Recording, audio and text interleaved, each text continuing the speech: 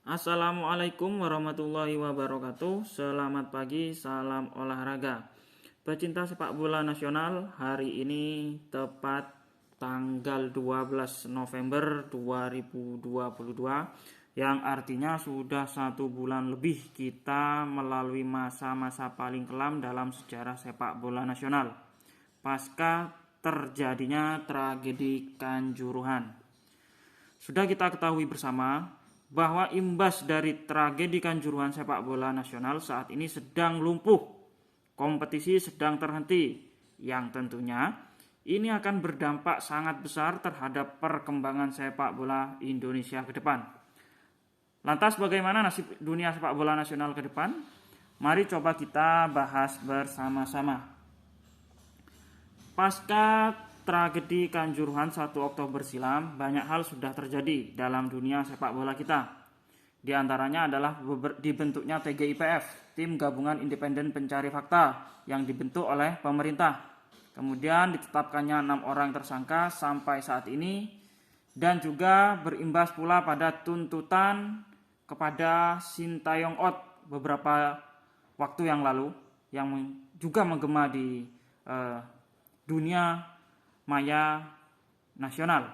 Selain itu, di dunia maya juga menggema hashtag usut tuntas dari berbagai kalangan, mulai dari netizen sampai pengamat sepak bola dan juga akun-akun media sosial yang turut memberitakan sepak bola Indonesia. Terkait hal itu semua, ada sisi positif dan sisi negatif yang saya lihat. Sisi positifnya adalah terbentuknya TGIPF merupakan respon yang sangat baik dari pemerintah, di mana TGIPF diberikan mandat untuk memulai adanya transformasi sepak bola nasional. Kemudian TGIPF melakukan penyelidikan yang menghasilkan beberapa poin rekomendasi, di antaranya tuntutan kepada pengurus federasi, dalam hal ini PSSI, untuk mundur dan melakukan KLB dengan segera. Ini sudah merupakan hal yang sangat pantas, karena bagaimanapun juga federasi harus bertanggung jawab penuh atas terjadinya tragedi ini. Selain itu, orang-orang lama di tubuh federasi, terutama di jajaran Exco, sudah terlalu lama menggurita dan terbukti tidak mampu mengembangkan sepak bola Indonesia secara signifikan. Kemudian yang kedua, respon cepat dari Polri juga telah dilakukan, dan ini patut kita acungi jempol. Bahkan kala itu 6 orang tersangka langsung ditetapkan dengan cukup cepat, yang diantaranya adalah Direktur Utama PT LIB, kemudian beberapa orang panitia pelaksana dan pihak keamanan yang pada waktu itu bertugas di lokasi. Bahkan terakhir beberapa petinggi kepolisian, ya, di mana Kapolres Malang dan juga Kapolda Jawa Timur juga terdampak dari terjadinya tragedi Kanjuruhan. Ini semua sebenarnya adalah hal yang sangat positif dalam upaya mengurai kemelut atas terjadinya tragedi Kanjuruhan yang mengorbankan sampai lebih dari 130 jiwa. Akan tetapi, selain hal positif itu tadi, ada beberapa hal negatif yang seharusnya menjadi perhatian kita semua, para pecinta sepak bola Indonesia. Contohnya tajamnya sorotan TGIPF terhadap PSSI tetapi di sisi lain TGIPF tidak segera mendesak Polri untuk segera mencari tersangka lain dari pihak oknum supporter yang mengakibatkan terjadinya suasana menjadi chaos. Nah, kita lihat di sini seperti yang diberitakan oleh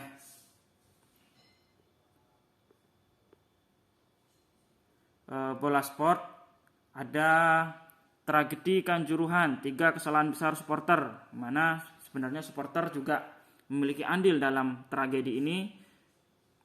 Kemudian Kompasiana.com yang dimuat di tanggal 15 Oktober 2022 dengan judul Tragedi Kanjuruhan, akankah supporter menjadi tersangka?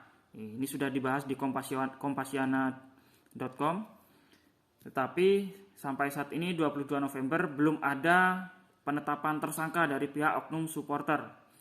Nah, padahal jelas supporter juga turut andil dalam menciptakan suasana chaos, karena memang pada awalnya terjadi pitch invasion atau supporter yang masuk ke dalam lingkungan pertandingan, di mana hal ini dalam lapangan, kemudian melakukan penyerangan terhadap beberapa pemain Arema. Bahkan videonya sempat beredar luas pada waktu itu, di mana ada oknum supporter yang memukul pemain Arema yang sedang berjalan masuk kembali ke dalam ruang di stadion. Nah, itu juga merupakan bukti. Selain itu, adanya bukti-bukti lain seperti pengerusakan dan penyerangan terhadap mobil-mobil yang ada di stadion, termasuk mobil rantis yang mengangkut para penumpang. Itu merupakan juga sebuah bukti kalau beberapa oknum supporter juga telah melanggar ketertiban sehingga mengakibatkan terjadinya suasana yang chaos. Saya juga tidak paham kenapa begitu lama untuk menetapkan oknum supporter pada saat itu yang menyebabkan terjadinya kerusuhan dan suasana chaos. Kok lama sekali Polri ini untuk menentukan atau menetapkan tersangkanya, padahal sudah beredar jelas video-video, entah itu video dari CCTV atau video-video dari beberapa orang yang merekam peristiwa Kanjuruhan pada waktu itu. Ini merupakan sebuah bukti yang sudah sebenarnya tidak bisa dibantah lagi. Nah, karena dalam aturan FIFA pun jelas bahwa pitch invasion atau supporter yang masuk ke dalam lapangan itu adalah sebuah pelanggaran, terlepas dari penanganan pihak keamanan yang waktu itu memang benar-benar salah. Apalagi telah ditemukan fakta oleh TGIPF dan beberapa hasil temuan-temuan yang lain yang menyebutkan bahwa penggunaan gas air mata itu memang keliru dalam statuta FIFA. Kemudian temuan lain yang menunjukkan bahwa beberapa gas air mata yang digunakan untuk menertibkan pada waktu itu sebenarnya sudah kadaluarsa. Itu memang mutlak kesalahan dari pihak kepolisian, dan pantas kalau beberapa orang petinggi seperti Kapolres dan Kapolda Jatim dicopot dari jabatannya. Kemudian ada beberapa polisi yang bertugas di lapangan pada waktu itu kemudian ditetapkan menjadi tersangka. Itu sudah jelas memang pantas untuk dijatuhi sanksi seperti itu. Kemudian federasi dituntut mundur, segera menggelar KLB, itu juga sangat pantas. Tetapi tidak boleh kita lupakan bahwa supporter juga memiliki andil. Oknum supporter juga memiliki andil dalam penyebab tragedi Kanjuruhan, karena tragedi Kanjuruhan juga dimulai dari adanya pitch invasion dari beberapa oknum supporter. Kemudian terakhir, menggemanya hashtag Sintayong out juga sangat memalukan bagi saya. Kita telah membuat image bangsa kita menjadi sangat jelek, terutama di mata bangsa yang lain, bahkan terutama di mata Sintayong kemungkinan besar. Karena kenapa? Sintayong kan sebenarnya sama sekali tidak memiliki andil dalam tragedi Kanjuruhan. Sama sekali tidak ada kesalahan dari Sintayong. Ya. Tapi kenapa Sintayong yang menjadi bahan cacian para netizen dan orang-orang di dunia maya? Sedangkan kelompok supporter atau oknum-oknum supporter dari Aremania justru seolah-olah menjadi pihak yang dibenarkan dan menjadi korban saja pada waktu itu. Padahal mereka lah yang sebenarnya memiliki andil sangat besar terhadap terjadinya tragedi Kanjuruhan. Selain itu juga hashtag usut tuntas bagi saya yang menggema di dunia maya itu juga perlu mendapatkan sedikit koreksi. Saya sepakat kalau ada hashtag usut tuntas, asalkan usut tuntasnya benar-benar tuntas. Semua yang salah harus disalahkan, tidak ada yang salah dibenarkan, yang benar disalahkan, tidak.